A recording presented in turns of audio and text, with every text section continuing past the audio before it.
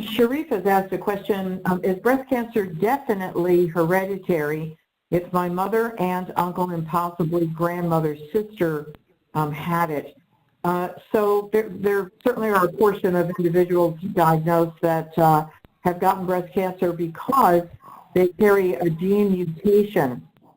And though we can see what I'm going to call a cluster in a family, where multiple individuals and multiple generations have been diagnosed on the same pedigree side, so on the mother's side or on the father's side, that doesn't automatically mean that there is a genetic mutation as the cause for that family.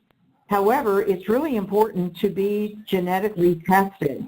As Dr. Smith said in her presentation, we now have some specific drugs that can be given to women with stage 4 breast cancer who do carry a gene mutation. So an individual who has been diagnosed, like yourself, should be tested because this can directly impact your treatment.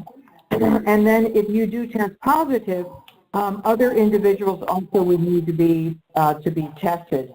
Again, beginning with those that have already been diagnosed in the past. For siblings, 50% of siblings with one sibling in the family who carries a gene mutation are also going to carry that gene mutation. The offspring, so your biological children, if you do carry a gene mutation, 50% of them are also going to end up with a gene mutation. How much to worry about that gene mutation is going to be dependent on which gene mutation it is.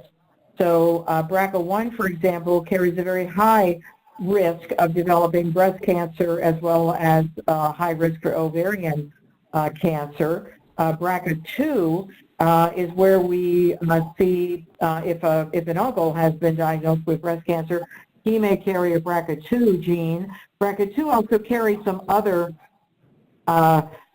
risks of other kinds of cancers on it, which are important to note. So not just breast and ovarian, but also melanoma and pancreatic cancer, which we don't have a good way of preventing today, but it still is important to have that information so that the individual's doctors can be doing some type of screening and assessment in fact for it. And also for men with BRCA2, there's a higher incidence of developing prostate cancer at an earlier age, say in their early 50s. So it is important to know. And we also believe that there are other gene mutations that we don't have a way of testing for yet. And so as those become known and become announced, it might require, for those that tested negative perhaps and have had breast cancer, they may need to be retested for some of the new gene mutations as they come out.